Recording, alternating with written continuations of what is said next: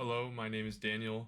This is Lab 3, and there's not so much to go over in here as there was in Lab 2, so I'll try and keep it brief, but these are a bit more complex than the last ones. So, okay, well, I'll go one by one. There's only 4 of them. So, the 4-bit register, this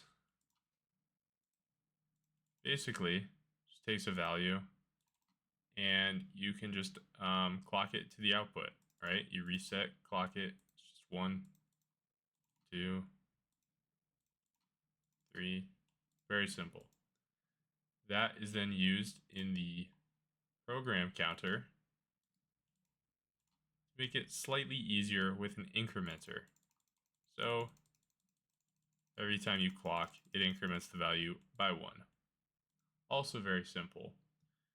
Moving on to the program RAM. So this RAM is loaded in with this RAM vals hex file that we were provided with, and that just stores 2 values, one in the 0 address, one in the 1 address.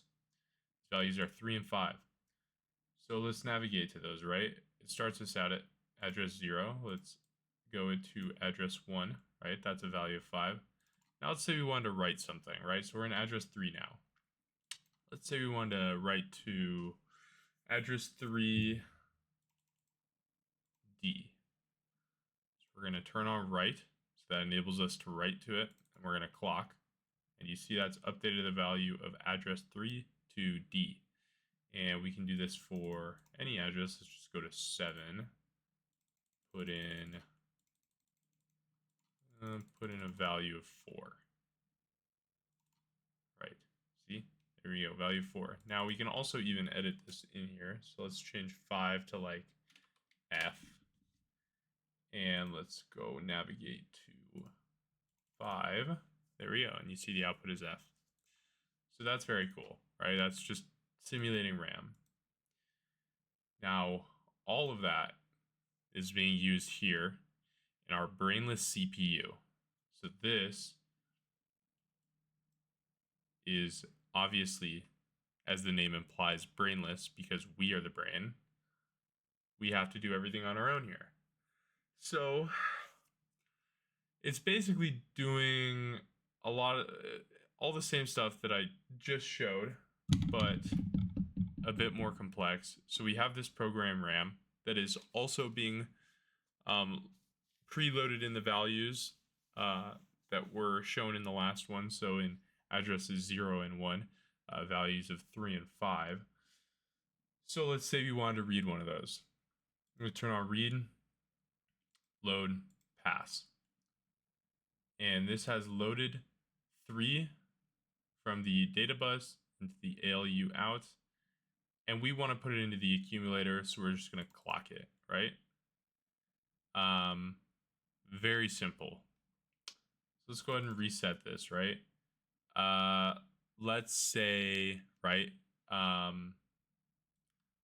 the test number 2. So I'm gonna do it like this, just to make it slightly easier to show. Try and keep this at the top though, because I know it's being cut off by my camera. But right here, ext write. This is the first one that I wrote. So this is all in my task 3-6 here. So external write. We are just writing to the accumulator. So here we have data in as B. So we want to write B to address 5. Because there's nothing in address 5, right? We're reading it, we're loading it, we're passing it. There's nothing in address 5. But if we want to write, instead of read, see? This is, when you turn off read, it just shows sort of what's in the data in. So we want to write 5 into the accumulator. So it's going to be the same thing, right? We're just going to load and clock, right? And that's going to put it into the accumulator. Just, it doesn't do it in here, right? But this has now made it so when we read, right, these don't turn back to 0. These now just stay as B. And if we were to change this, right, to like address bus 4, see these are 0 still, right? When you read them, go back to address bus 5, and it stays as B. So let's show the next one, internal write. This one, we are going to do the same thing that we just did. So we're going to load in values 3. We're going to clock it 3 to the accumulator. Then we are going to write that to address bus 4. So we are going to now do this. And right, so that's the data bus, accumulator to data bus. That's what that means. And see that puts 3 in there, and then we're going to write. And now when you read it, there you go. It's set to 3 in address bus 4. And you can see, like, if I keep write on, see that I just wrote it into address bus 3 as well. But if I turn off write, address bus 2 is, or actually, no, so that didn't, so address bus 4 is not technically written quite yet. We do need to clock it, I believe. And now, yes, there we go. So now when you read it, it's just showing 3. This one,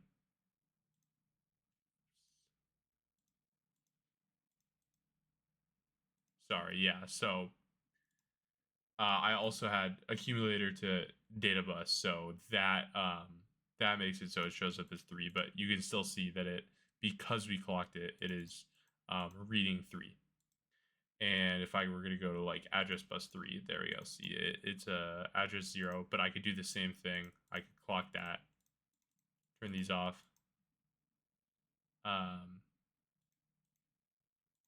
And now it's reading address, or it's reading 3 in the address bus of 3.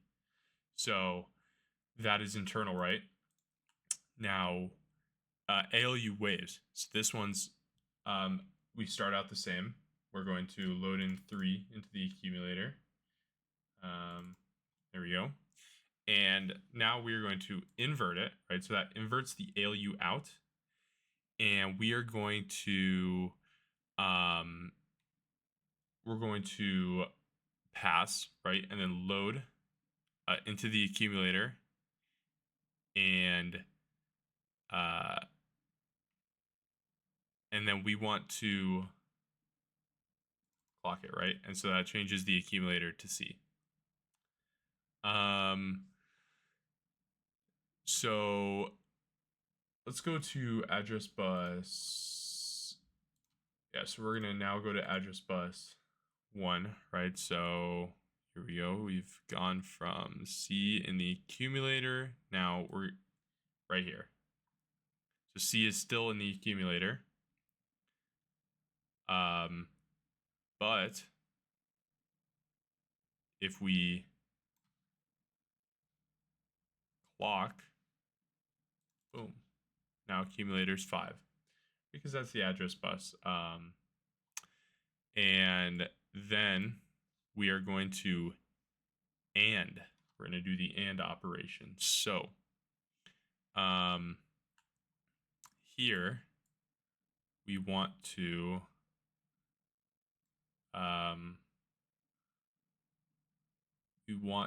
load accumulator. We want read. And then we want address bus back to 0. Right, so that's going to show, we want we do want, what is it? Past 0, right? So ALU out is now 1. And that's, see, the accumulator is 5, data bus is 3. And then, right, if I were to clock like it does there, that's just going to put 1 into the accumulator.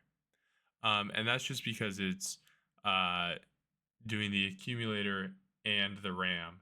So it was 5, a 0, 1, 0, 1, and 0, 0, 1, 1. And that puts 0, 0, 0, 1 into the into the ALU out. And that is pretty much it. I can show, right, the code for these. Like everything that I was just saying is sort of written in the comments here. But that is how each of these work. And I've got all the GTK waves here for it. And I have the GTK waves for the other ones, but those are so simple that there's really not much to show. So, I could show the sort of the adding, right? So let's go back. Let's load in 5 into the accumulator. Then we want to so we want to do addition, right? So we are going to, we want to do arithmetic, right? So 5 and 5 is A.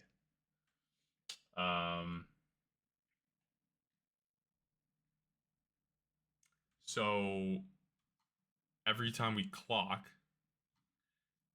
it's just going to, sorry, we have to do that. There we go. Every time we clock, it's just going to add 5. Just over and over, right? 3 and 5. It's going to make the accumulator 3. Then this is going to be 8. Yep. 3, 5, 8. And we can do that with address 0. Oh, well, yeah, let's say we want to add 4 to 8, right? That's going to be B, and then F, and then 1, right? And then 1 on 4 is going to be 4 that, oh, I meant we're adding 3, not 4, because the data bus is 3, right? That's what we're reading from address bus 0. So we're just adding 3 every time. So let's say, like, let's reset. Oh, I guess it's technically reset, but let's try and get a value of a weird value. Would be like maybe 11, right? So we want 6 and 5. So we're gonna clock 3 twice, address bus, go to 1, and clock, and that's gonna be 11, right? Because 10 was A, 11's B. So very cool, the stuff you can do with this. And yeah, so I've got all the information in here. Everything should be in here correctly. Yeah, thank you for listening. That's lab 3.